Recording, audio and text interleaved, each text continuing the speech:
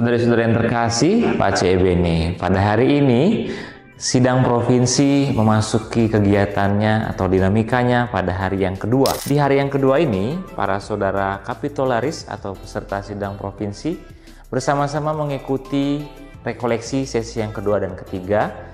Rekoleksi dibawakan oleh saudara Martin Harun. Pada sore hari akan diadakan juga acara pembukaan sidang provinsi. Penasaran dengan dinamika berikutnya? Mari kita ikuti bersama-sama.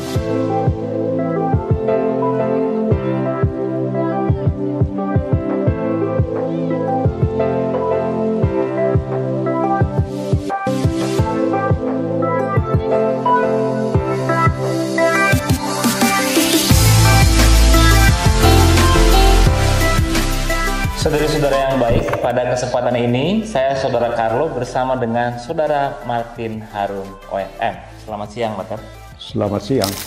Pater Martin Harun ini adalah fasilitator dari rekoleksi selama pembukaan sidang provinsi ini. Mungkin kita bisa tanya-tanya sedikit tentang materi yang telah beliau sampaikan selama rekoleksi. Pater bisa sampaikan secara ringkas apa materi yang Pater berikan seperti itu. Ya, saya berusaha membaca tugas yang diberikan kepada saya.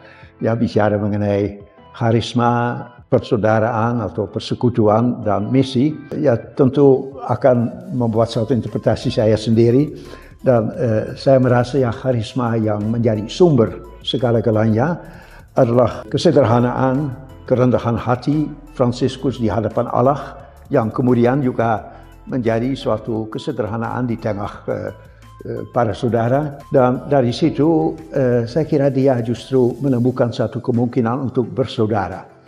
Bersaudara dengan saudaranya sendiri, tapi juga bersaudara dengan orang miskin, bersaudara dengan ciptaan. Itu mengalir dari suatu sikap yang sangat rendah hati, ya, dan di situ untuk menjadi saudara dari makhluk lain, ya itu hanya bisa kalau sederhana. Dan dari persaudaraan saya maju ke misi, sebagai misi itu adalah suatu misi persaudaraan, ya, bukan sesuatu yang ya banyak kegiatan yang kita masing-masing melakukan yang mungkin bisa dikagumi, tetapi kalau kita memang pertama-tama persaudaraan, dalam membawakan diri sebagai persaudaraan itu kesaksian pertama, itu juga ya harus memang menjadi nampak dalam banyak langkah konkret yang kita lakukan. Saya kira itu yang akan dilihat juga oleh umat kalau kita bersama-sama kompak, ya, bisa tampil harmonis.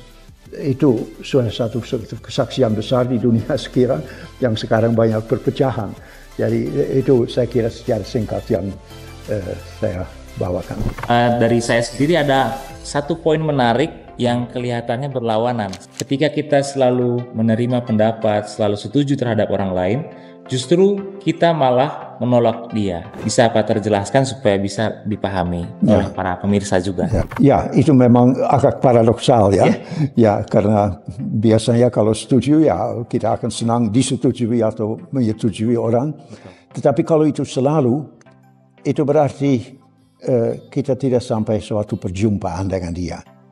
Ya, kita seperti berjalan bersamanya dan arahnya selalu sama dan pasti ya di antara kita ada keunikan, dan kalau kita tidak melihat itu, tidak mengemukakan hal itu, sepertinya kita tidak saling ambil serius, ya. Akan apa yang bisa muncul itu tidak akan muncul karena kita begitu ya selalu itu, dan saya kira itu sesuatu seperti tidak menolak tapi tidak memberi tempat kepada saudara itu dalam keunikannya dan juga tidak dalam keunikan kita sendiri, ya. Terus karena itu saya rasa itu memang satu cara untuk kurang memberi tempat kepada sesama saudara. Jadi ternyata ada sisi lain ketika kita menerima selalu setuju, selalu oke, ternyata justru malah kita tidak menerima orang itu. Tidak memberikan ruang bagi keunikan orang lain. Apa harapan Pater terhadap sidang provinsi di tahun 2025 ini? Ya, itu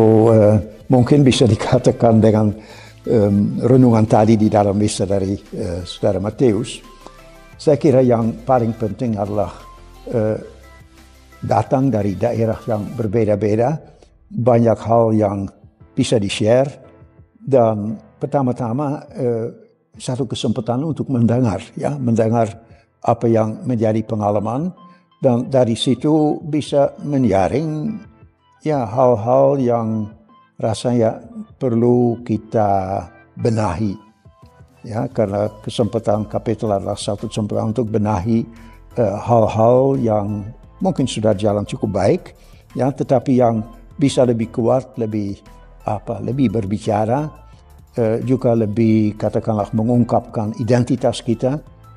Kalau dari pengalaman itu kita bisa menyusun, ya, beberapa hal, tidak perlu banyak. Kalau terlalu banyak, saya kira kemudian tidak akan terlaksana. Ya, tapi beberapa hal dititip kepada pimpinan baru untuk menjadi perhatian untuk periode berikut supaya kita selalu bertumbuh maju. Ya, itu ide saya mengenai suatu kapitel. Baik, terima kasih atas doa dan harapannya, Pater. Ya. Demikian kita telah mendengar tanggapan dan harapan dari Pater Martin Harun. Mari kita bersama-sama berdoa supaya kegiatan sidang provinsi tahun 2025 dapat berjalan dengan lancar.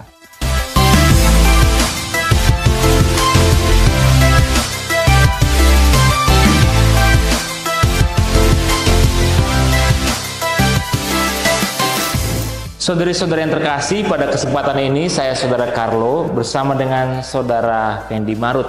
Beliau adalah formator dari Seminari Stella Maris Bogor.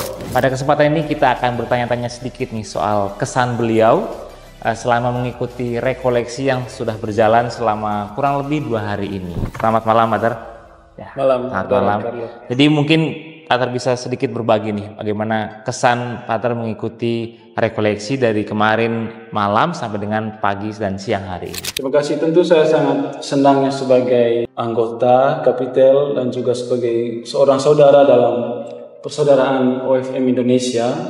Kesan saya sangat luar biasa ya, bahwa ini kan lebih dari sekadar sidang kapitel, tapi terutama adalah perjumpaan yang meneguhkan di antara para saudara. Baik, terima kasih. Memang perjumpaan 3 tahun sekali ini sungguh penting dan berarti ya bagi setiap saudara yang menghadirinya. Tahun ini sidang provinsi 2025 mengangkat tema menghidupi karisma, persekutuan, dan misi Fransiskan di tengah perubahan dunia. Nah, dari 3 poin ini, mana poin yang bagi Pater itu menggugah hati untuk direnung-renungkan, direfleksikan gitu? Mungkin Pater bisa sedikit berbagi juga, teman.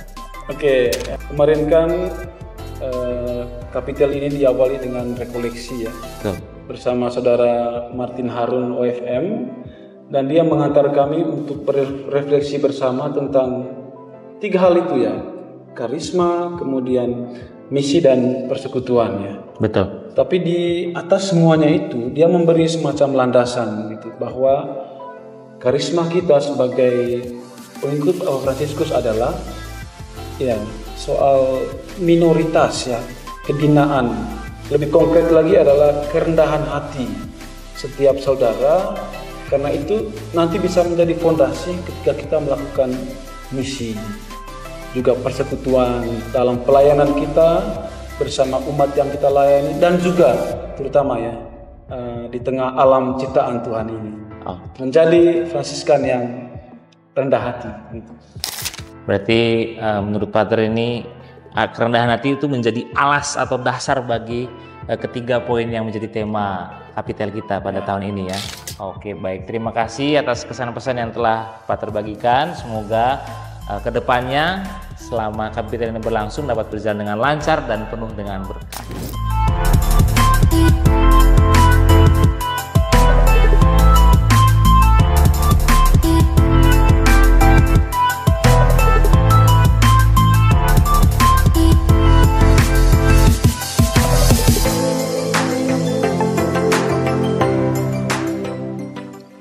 Saudara-saudara yang baik, setelah kita mengikuti penutupan rekoleksi yang ditutup dengan perayaan Ekaristi, juga pembukaan sidang provinsi pada sore hari tadi, dengan demikian berakhirlah dinamika kegiatan sidang provinsi pada hari yang kedua.